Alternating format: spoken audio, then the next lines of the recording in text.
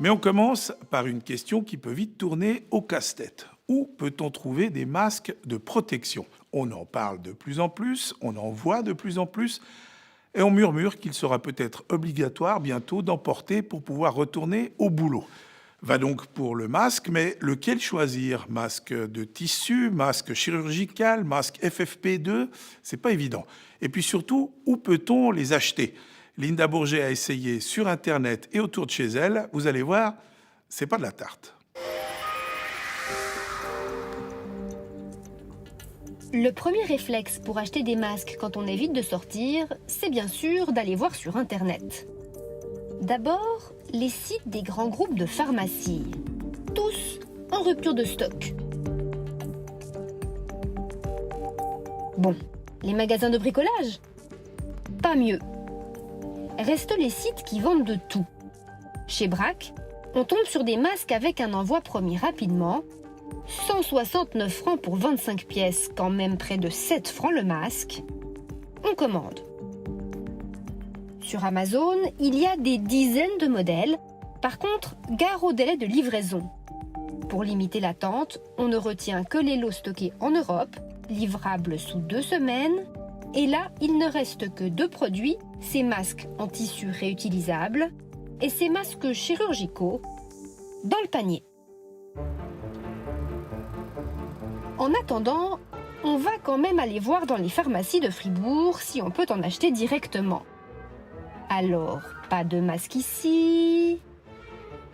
Ici non plus. Toujours pas de masque. Bonjour. Bonjour. Est-ce que vous vendez des masques? Je suis désolée, on n'en a pas assez pour pouvoir en vendre à nos clients. Vous en avez plus du tout? On en a qui sont pour nous et on n'en a pas assez pour se permettre de pouvoir en vendre à nos clients en fait. Est-ce que vous allez en recevoir? On devrait en recevoir, oui. On a passé des commandes, après quand c'est toujours un peu difficile. Ici, une poignée de masques, mais pas pour tout le monde. Comment ça se fait que vous n'avez pas de masque à offrir à vos clients? Parce qu'en fait, malheureusement, il n'y a pas de masque sur le marché disponible actuellement par nos fournisseurs habituels. En revanche, j'ai des masques chirurgicaux qui ont été donnés par l'État de Fribourg et que là, ceux-là sont réservés uniquement en fait à l'équipe officinale et à certains de mes patients à risque, auxquels je distribue quelques-uns quand c'est nécessaire. Mais le stock fourni par les autorités est minuscule.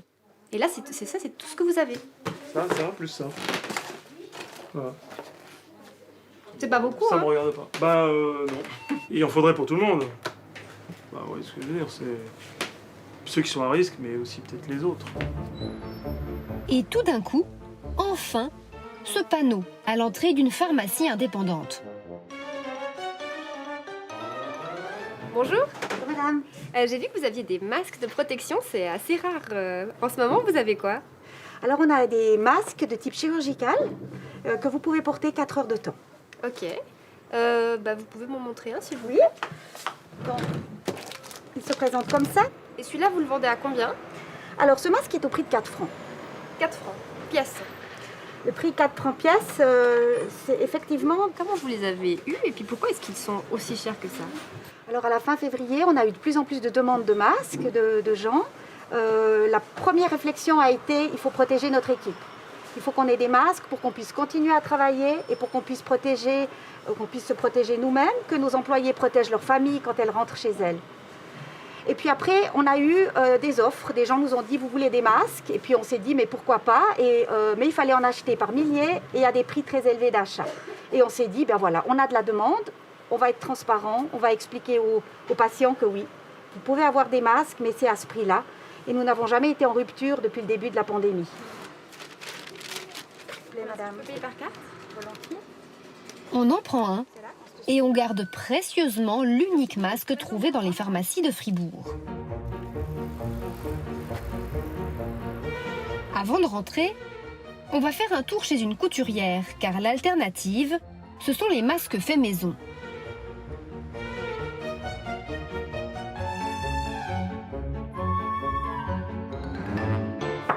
Entrez.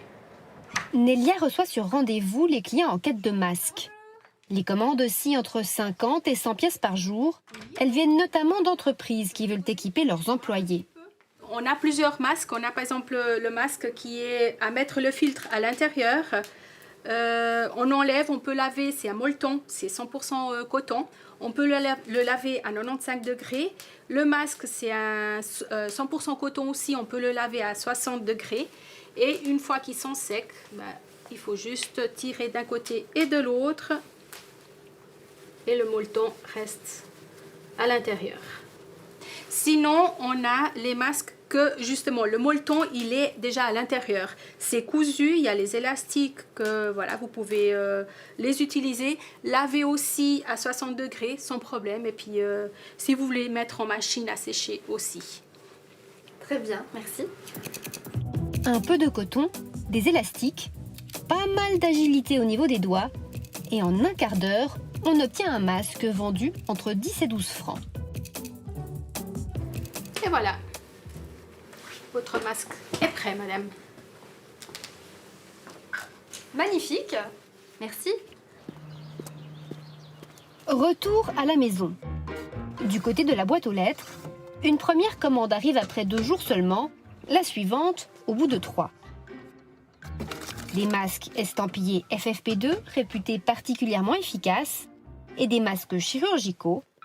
Les masques en tissu payés 20 francs par contre, on les attend toujours. Résultat des courses, un paquet de 25 masques labellisés FFP2 à 169 francs livré en 2 jours. Un paquet de 10 masques chirurgicaux à 31 francs 80 livré en 3 jours. Un masque chirurgical vendu sans délai en pharmacie à 4 francs. Et un masque en tissu lavable vendu sans délai chez une couturière à 12 francs. On soumet ce petit shopping à Antoine Flao, épidémiologiste et grand adepte du port du masque pour freiner la pandémie. Qu'est-ce qu'ils valent? Est-ce qu'il y a une différence de performance entre ces différents types de masques? Tout ça me paraît très bien, déjà. En fait, on a quelques éléments scientifiques pour répondre. Ces éléments ils remontent à quelques études qui ont été faites à Singapour en particulier, il y en a eu d'autres, au moment de la crise du SRAS, c'était dans les années 2003. À ce moment-là, on s'est aperçu que ceux qui portaient des masques, à l'époque c'était des FFP2, c'était des masques, parmi les soignants, c'était des personnes qui étaient très à l'abri d'une contamination par aussi un coronavirus, car le SRAS, c'était un coronavirus qui donnait des pneumonies très graves. En fait, les soignants qui mettaient bien leur masque étaient indemnes de toute contamination. Ensuite, il y a eu des études qui ont essayé de comparer les masques chirurgicaux, que vous m'avez montré, avec le masque FFP2. Eh bien, il n'y a aucun essai clinique qui aujourd'hui montre une supériorité du masque FFP2 sur le masque chirurgical. On peut dire que la question est réglée. Le masque chirurgical, c'est très bien, que ce soit en milieu soignant, en milieu hospitalier. Et notre masque en tissu ?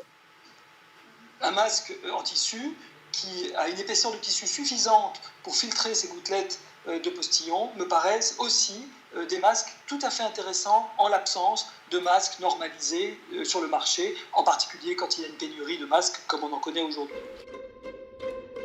Le professeur a même publié un tutoriel pour réaliser un masque à base de papier toilette. Et oui, son message est clair, on fait avec ce qu'on a.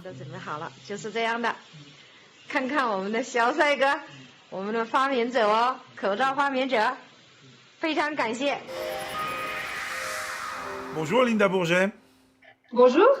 Alors on vous a vu courir un peu dans tous les sens pour trouver ces fameux masques. C'est quand même un peu la jungle. Oui, c'est la jungle, mais au milieu de tout ça, la bonne nouvelle, c'est qu'on en trouve quand même des masques. On l'a vu, c'est pas sorcier de s'en procurer. Par contre, il y a 2 mauvaises nouvelles. La première, c'est que ce qui est rare est cher. Et là, donc, on a acheté des masques jetables à 3, 4, 7 francs la pièce. Vous imaginez ce que ça représente pour un particulier qui veut se masquer à chaque fois qu'il sort. Tout ça parce qu'on est sur un marché complètement fou. Rien qu'en janvier et février, en Chine, plus de 9000 nouveaux fabricants de masques se sont enregistrés pour répondre à la demande mondiale et ça ne suffit pas. Donc, les prix continuent d'être très élevés. Un de ces nouveaux fabricants a même déclaré qu'une machine à faire des masques est devenue une planche à billets. Et puis, l'autre mauvaise nouvelle, c'est que sur Internet, il y a tout et n'importe quoi. Donc, difficile de savoir si les masques qu'on y trouve sont fiables, s'ils répondent aux normes affichées, puisque les filières traditionnelles sont sec. Et à ABE, on n'a pas testé les masques qu'on a achetés. Mais alors Linda, ces masques dont on ignore la fiabilité, finalement, ils servent à quoi? Bien, pour rester dans la logique d'Antoine Flao, pour Monsieur Tout-le-Monde, c'est mieux que rien. À deux conditions, toutefois. La première, c'est de continuer à respecter les mesures que sont la distance sociale et l'hygiène des mains. Et puis la deuxième, eh bien, c'est de toujours porter son masque correctement. Ça veut dire le mettre avec des mains bien propres, veiller à ce que le nez et la bouche soient couverts en permanence et ne jamais le toucher pendant qu'on le porte. Et puis précisons encore que la dame qu'on vient de voir dans votre reportage qui fabriquait son masque elle-même, eh bien, le tuto pour faire son masque soi-même est disponible sur notre site abe.ch. Linda Bourget, merci beaucoup et une très bonne fin de journée. Merci.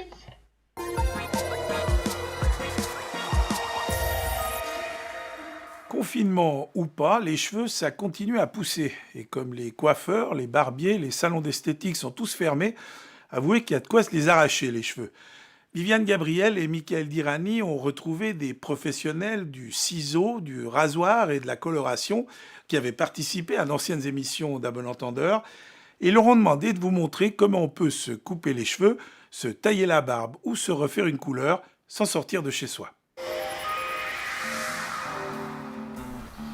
Les cheveux, ça pousse jusqu'à 2 cm par mois. La barbe, pour vous messieurs, c'est à peu près 1 cm, 1 cm et demi. Alors on imagine où vous en êtes après une quarantaine de jours de confinement. Mais pas de panique, si vous voulez éviter ce look camouflage,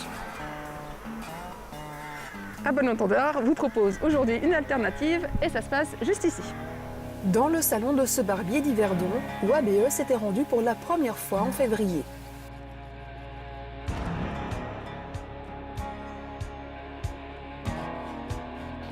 Pour les cheveux, donc vous, votre conseil, c'est finalement de ne pas couper, quoi. Il faut faire avec ce qu'on a, même si ça a poussé de plusieurs centimètres et que la coupe, elle ressemble plus à grand chose. Alors, couper les cheveux soi-même, c'est quand même assez difficile pour ceux qui arrivent. Tant mieux pour eux, mais pour les autres, il ne faut pas non plus s'aventurer parce que j'ai pas mal de clients qui sont finis par se raser la tête. J'ai reçu des photos qui étaient assez drôles. Et puis, moi, ce que je préconise surtout, c'est de coiffer. Ce que je fais, c'est que j'utilise par exemple des avant-coiffages. Quand il y a une trop grosse masse, vous mettez l'avant-coiffage, vous giclez un peu partout, vous prenez votre brosse, le fun, vous séchez correctement dans la position où vous voulez que les cheveux soient, et puis ensuite vous mettez votre pommade ou cire ou autre. Et pour les enfants ? Pour les enfants, comme les cheveux sont souvent plus fins, il ne faudrait pas non plus trop s'aventurer à couper. Moi, ce que je préconise, c'est vraiment de faire le contour des oreilles avec une petite machine, comme celle-ci par exemple.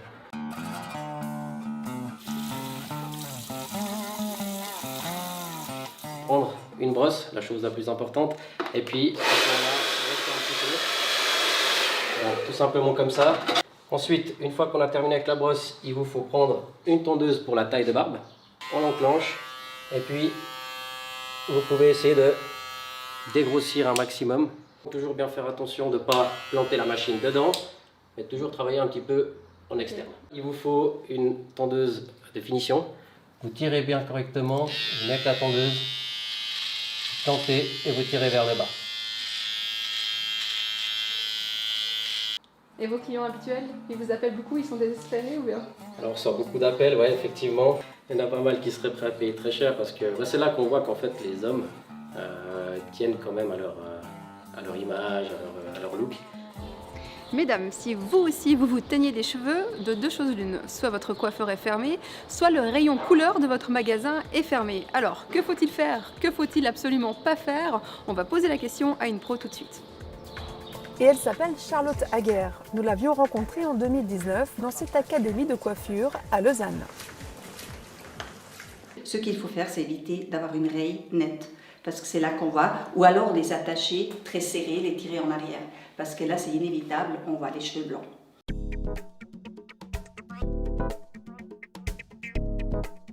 Quand vous séchez vos cheveux, il faut surtout les sécher en avant, en bombant bien les racines. Ensuite, aussi la frange, coiffez-la d'abord en avant et ensuite vous la mettez sur le côté. Il y a aussi le problème des volumes. Si vous avez comme moi les volumes qui viennent trop longs sur les côtés, le simple astuce, vous prenez les cheveux sur le côté, vous les collez derrière l'oreille et vous laissez tomber le dégradé du dessus par-dessus.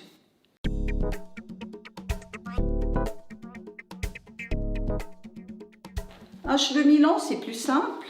C'est créer un petit peu de mouvement quand vous les séchez, vous les froissez. Évitez bien sûr de faire une raie, tirez-les un peu sur le côté et faites, vous savez, ce mouvement avec les doigts. Mettez un bandana, il va vous cacher vos repousses.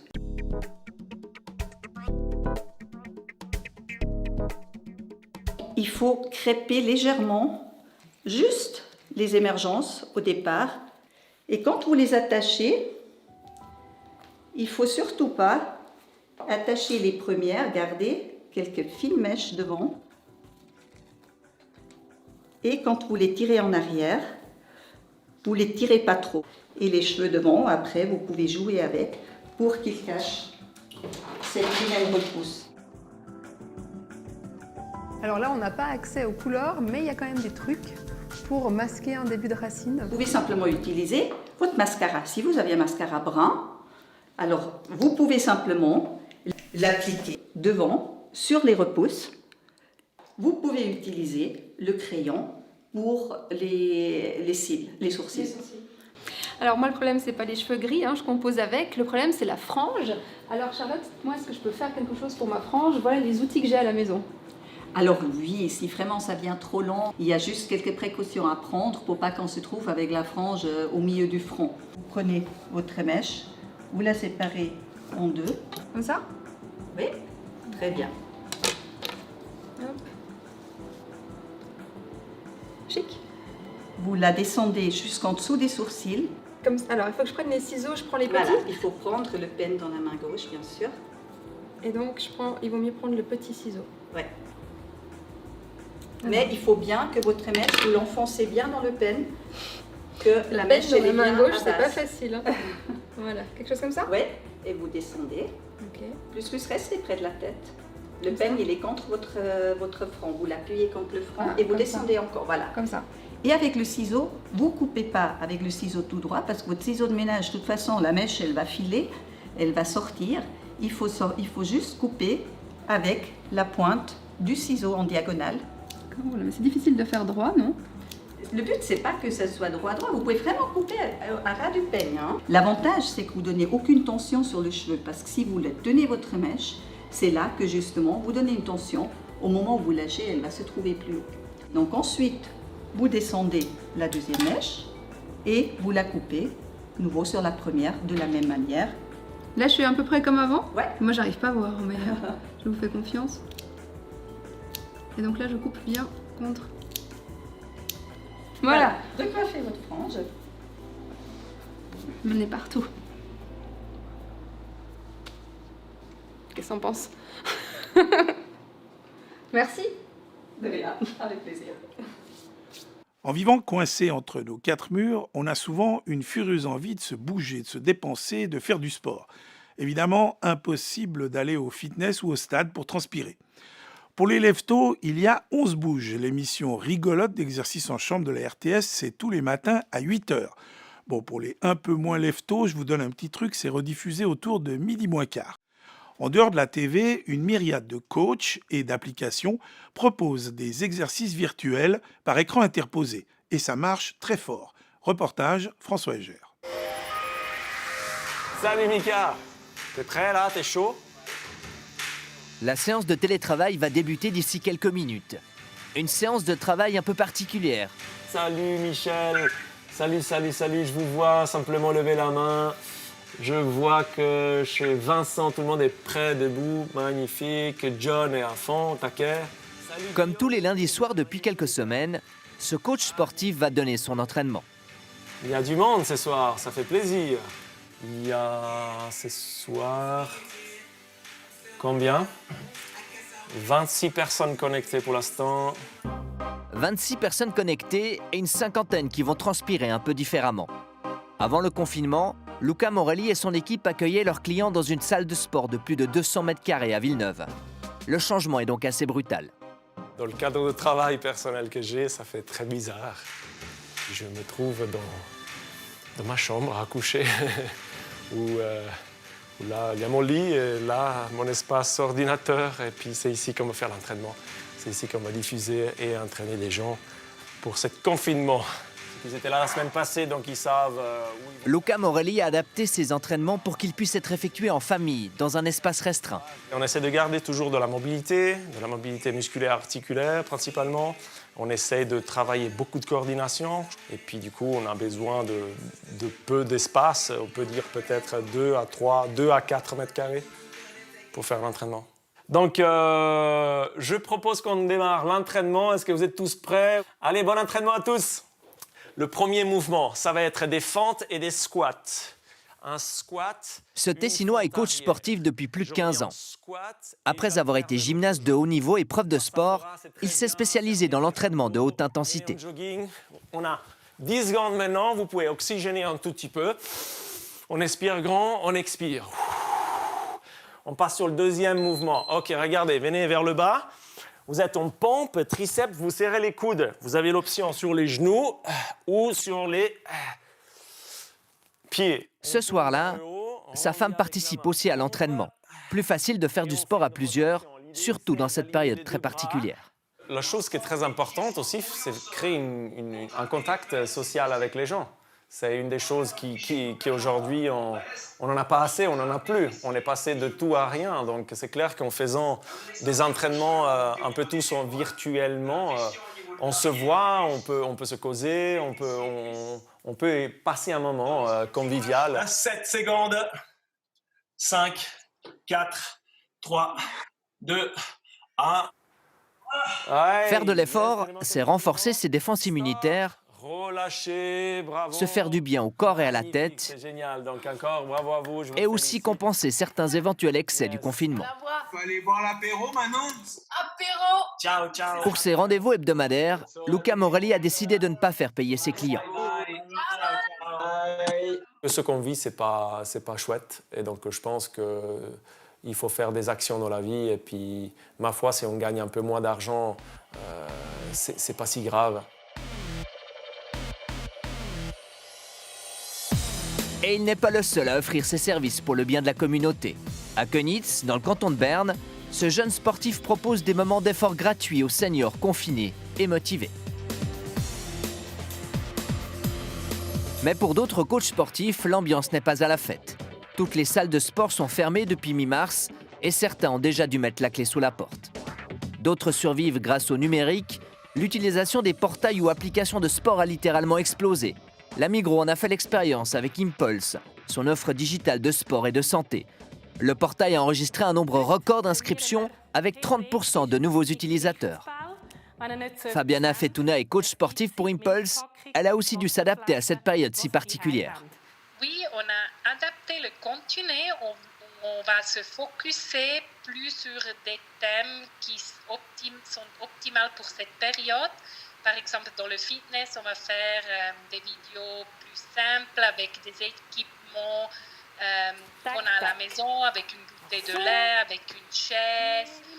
L'offre doit être simple, aussi des exercices pas très compliqués. Gerade, zurück und so weiter. Et puis l'idée, c'est vraiment Faire du sport à la maison en ce moment, c'est aussi faire du sport avec ses enfants. tout coloré, on descend vers le bas. Nous avons demandé à notre coach sportif quelques conseils pour réussir cet exercice qui peut parfois s'avérer plus compliqué qu'il n'en a l'air. Regardez avec les mains, Lily.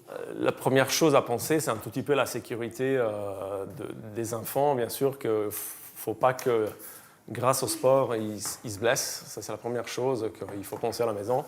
Et je pense que comme toute maison, on ne veut pas casser la maison en même temps qu'on est dans cette période de confinement. Donc c'est la deuxième chose. Et puis après, il faut que ça soit ludique, il ne faut pas qu'on s'énerve non plus, donc il faut bien que ça soit un peu structuré, principalement dans la maison, de qu'est-ce qu'on va faire. Il ne faut pas que ça soit trop lent non plus. Hop! Ah, la banane, la banane, la banane, la banane, la banane, la banane, la banane, magnifique! Encore quelques petites secondes. Et c'est parti, hop! Hop! Hey! La petite banane. On soulève les jambes ne touchent pas. Voilà, montez bien le haut du corps. Et c'est reparti! Avoir des enfants petits à la maison en ces temps confinés, c'est disons compliqué. Les crèches, les garderies, les écoles sont fermées. Et en plus, il y a des parents qui se retrouvent dans des situations financières difficiles.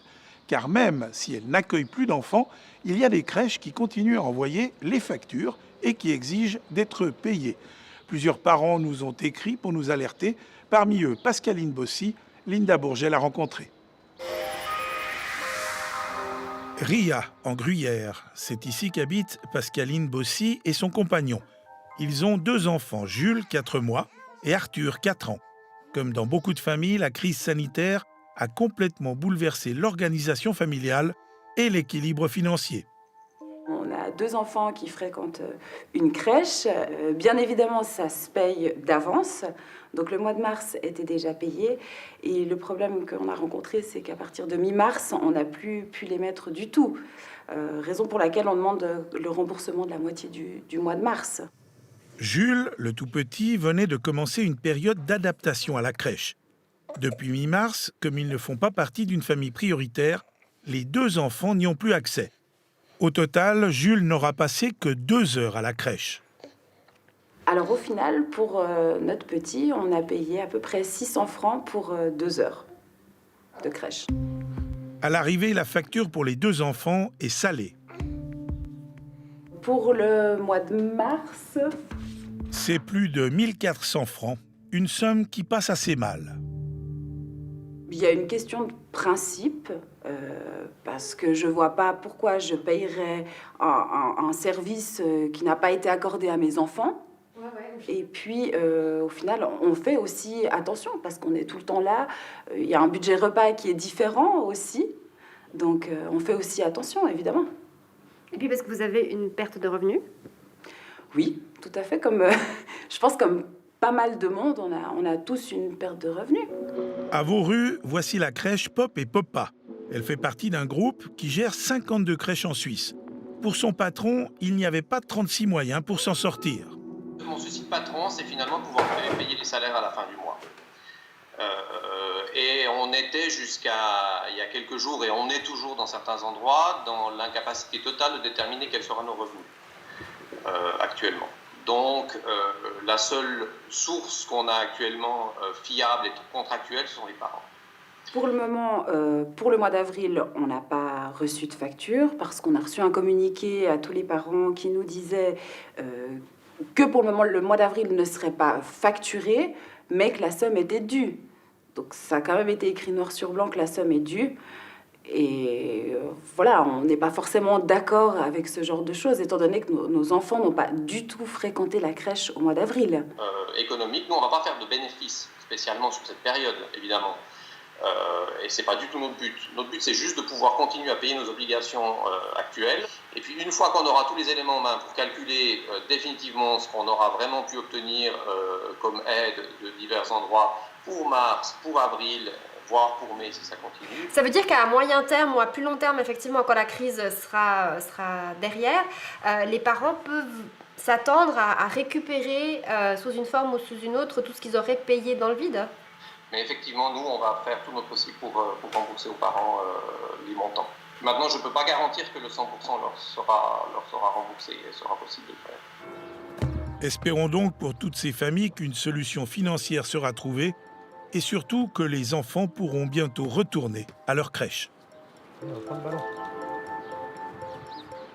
Usine à l'arrêt, avion cloué au sol, circulation routière quasiment au point mort. Il suffit d'ouvrir une fenêtre pour s'en apercevoir.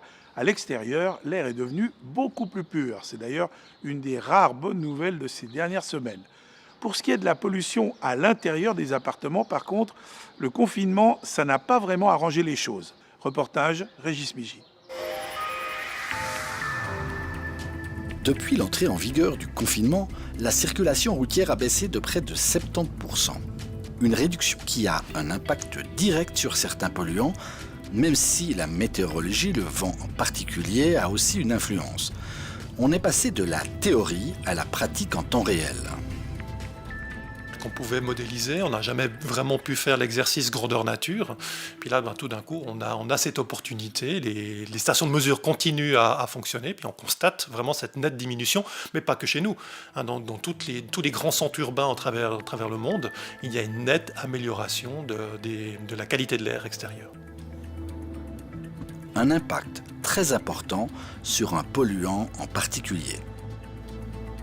Les oxydes d'azote sont principalement issus de la pollution automobile pour la pollution extérieure. Et bien avec les mesures de confinement, il y a beaucoup moins de déplacements, beaucoup moins de véhicules en ville. Et puis typiquement, les stations de mesure montrent une diminution d'environ à peu près 50% de diminution d'oxyde d'azote dans l'air en ville. Et ça, c'est bon pour la santé. Il y a un lien direct entre certains taux de maladies, les maladies cardiovasculaires notamment, et le taux de pollution extérieure. Donc avec ces diminutions de pollution de l'air ambiant, on s'attend à avoir une diminution du nombre de décès ou nombre de maladies par risque cardiovasculaire.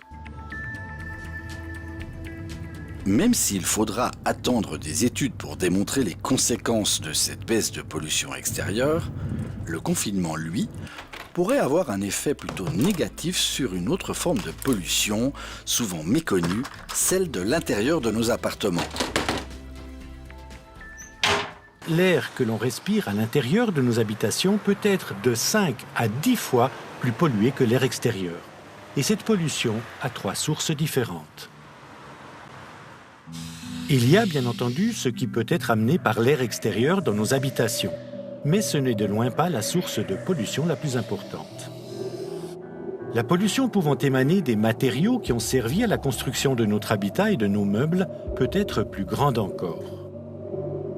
Mais la principale source, c'est nous, par nos activités et les produits que l'on utilise pour les réaliser. Par exemple, quand on fume, quand on nettoie, quand on bricole et même quand on se pomponne. Sous la supervision d'un toxicologue, nous avons voulu savoir quelle était l'ampleur de cette pollution intérieure. Je me suis dit que ça serait intéressant une fois de savoir qu'est-ce qu'on respirait.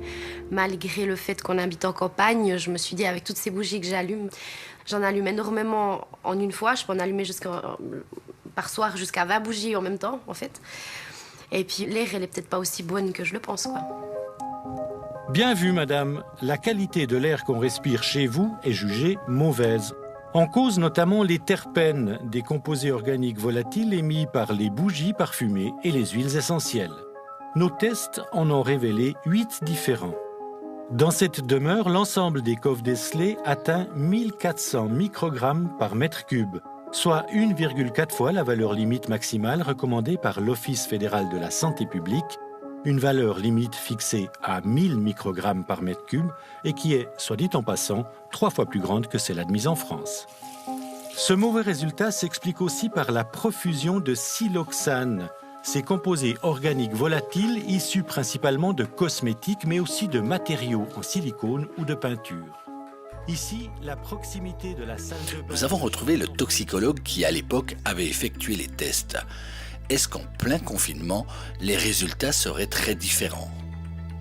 Elle serait fortement augmentée, certainement, tout simplement par le fait qu'on est, par ces mesures de confinement, plus nombreux à l'intérieur des habitations. Plus nombreux, on est là en permanence, donc on fait la cuisine beaucoup plus souvent, on va faire des activités plus souvent, donc on va émettre beaucoup plus de polluants. Donc certainement, la pollution ambiante à l'intérieur des habitations a augmenté. Qu'est-ce qu'on ne devrait pas faire ou qu'est-ce qu'on devrait faire dans une période de confinement quand on est à l'intérieur pour éviter les conséquences ? Alors la pollution intérieure, c'est toujours une question d'équilibre. C'est-à-dire c'est un peu quand même un équilibre entre ce qu'on va émettre et puis ce qu'on arrive finalement à enlever. Donc ce qu'on va émettre, ça va être principalement lié à l'activité. Alors en matériaux de construction, ça de base, ça ne va pas changer. Mais si on cuisine plus, si on nettoie plus, on va émettre beaucoup plus de polluants à l'intérieur. Donc il va falloir, pour compenser ça, renouveler l'air plus souvent. Donc il va falloir être beaucoup plus systématique, beaucoup plus fréquent au niveau de l'ouverture des fenêtres. Car ouvrir les portes et les fenêtres de son appartement en plein confinement, ça fait peur aux gens. Il y a des craintes qui sont aussi liées au fait que peut-être que le virus, il serait aussi dehors, et puis si on ouvre beaucoup plus, il pourrait rentrer. Mais c'est pas basé sur quelque chose de concret. On n'a pas de problématique en fait, de virus qui se balade comme ça dans l'air de la ville. Donc il n'y a pas de raison de se calfeutrer pour se protéger du virus. Les mesures de confinement, elles ont un but de distanciation sociale, d'éviter le contact direct entre les gens. Ça n'a pas pour but de protéger de quelque chose qui serait dans l'air comme ça de la ville. Donc il faut aérer d'autant plus. En matière de pollution intérieure, il y a certains produits qui jouent un rôle non négligeable. Ce sont ceux qu'on utilise pour briquer la maison de fond en comble. D'ailleurs, cette année, les rayons produits de nettoyage dans les grands magasins ont été carrément dévalisés. L'enthousiasme traditionnel des Suisses pour le grand nettoyage de printemps a été démultiplié par la perspective du confinement. Mais attention, cette frénésie de putz n'est pas sans risque pour la santé. La Suisse, le pays du propre en ordre. Plus qu'un mythe, une discipline. Chez nous, on aime panosser, aspirer, astiquer, frotter, ripolliner. Alors pas étonnant que les publicitaires ne manquent pas d'imagination pour nous vendre toutes sortes de produits de nettoyage. 100% désinfectant. Les pubs promettent et les produits se multiplient pour chaque parcelle de nos habitations. Quand on décrypte la liste complète des substances, première constatation, toutes ne sont pas utiles. Typiquement, il y a des substances qui ont juste pour but de donner une quittance que le travail a été fait. Donc ce sont les colorants.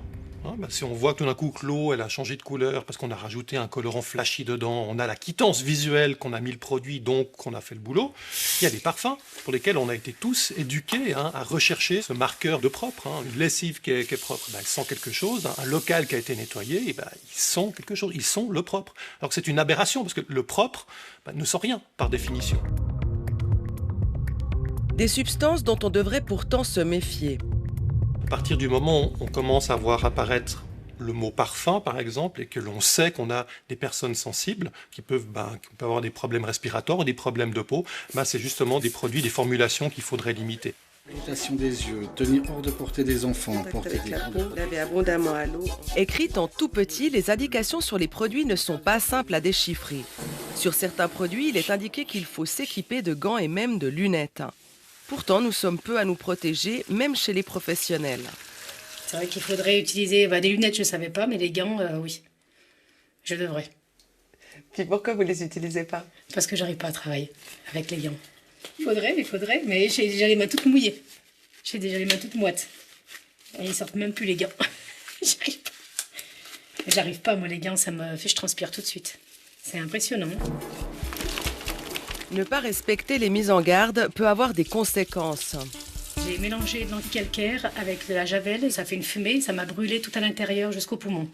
Je savais pas qu'en les mélangeant que ça avait cette puissance-là. Et du coup, qu'est-ce que ça a eu comme effet? Une semaine, j'ai toussé et du mal à respirer. Pendant une semaine complète.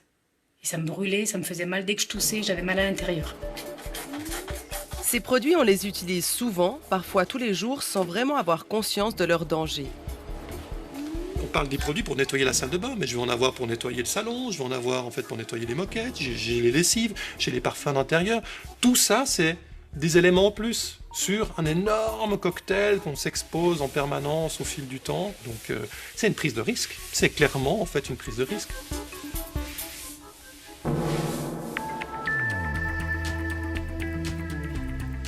Je pense que c'est d'autant plus important maintenant de faire attention à la façon d'utiliser ces produits-là, parce que on est en permanence tous ensemble dans les habitations, et puis si là on commence à charger l'air avec ces produits-là, c'est tout le monde qui va le déguster, à amener finalement des composés irritants dans l'air, alors qu'on a des personnes qui sont fragilisées d'un point de vue pulmonaire. C'est pas une bonne idée, parce que ça va encore renforcer des problématiques de santé, tout en pensant bien faire.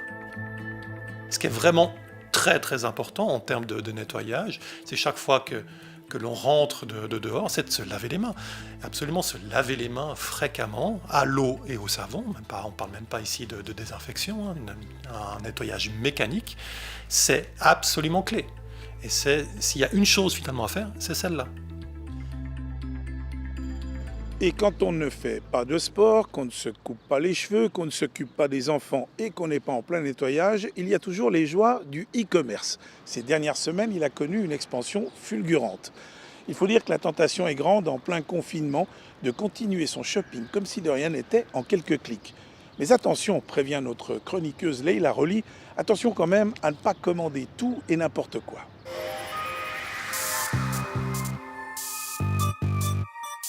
C'est quoi encore le problème avec le commerce en ligne en pleine pandémie de coronavirus? Le e-commerce n'est ni tout blanc ni tout noir. Pour le positif, c'est grâce à Internet que de nombreux commerçants et artisans ont pu maintenir un semblant d'activité. Et faut avouer que quand on est cloué chez soi, comme Jésus sur la croix, c'est quand même bien pratique de pouvoir se faire livrer. Bah alors, tout va bien? En théorie, si le confinement est un bon moyen pour lutter contre la propagation du Covid-19, il est par contre l'une des causes principales de la fièvre acheteuse qui sévit actuellement dans notre pays. Fin mars, la Poste suisse enregistrait une hausse des colis d'environ 15% par rapport à la normale, soit une activité aussi élevée qu'en période de Noël. Mais c'est surtout de la nourriture que les gens commandent, non? Eh bien, détrompe-toi. Toujours d'après le géant jaune, les Suisses ne commandent pas que des produits de première nécessité. Les livraisons de colis volumineux, comme des canapés ou des télés, ont également augmenté drastiquement. La Poste a d'ailleurs décidé de limiter temporairement les dimensions des paquets, notamment pour que les employés puissent les transporter seuls et ainsi respecter les mesures de distanciation sociale. Et fallait s'y attendre, le coronavirus est devenu un super argument de vente. T'as des exemples? Plein! Les kits sport et bien-être en confinement se sont multipliés comme des petits pains. Un mastodonte du prêt-à-porter propose une sélection Stay Cozy pour être stylé sur son sofa.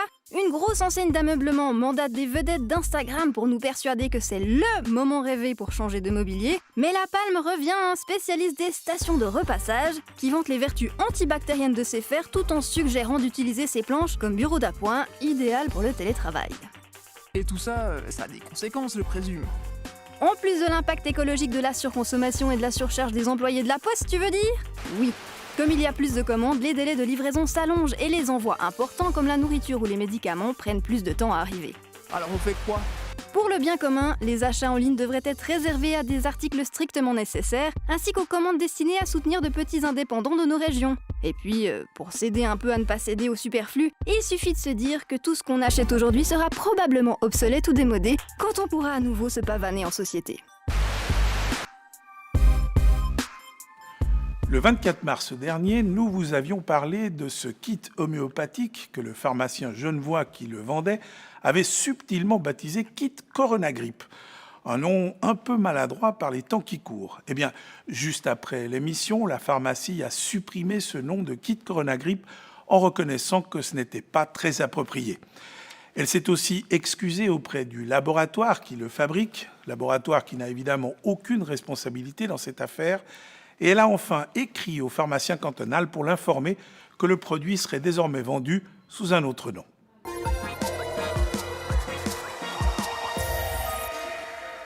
Depuis 5 semaines, nous voilà donc tous confinés pour lutter contre un ennemi invisible. Et il faut bien le dire, nous sommes plongés dans une atmosphère bien étrange, une atmosphère faite de gens masqués qui errent dans des rues vides et de files d'attente interminables à l'entrée des magasins. Bref, quelque part entre un mauvais film de science-fiction et la Pologne des années 80.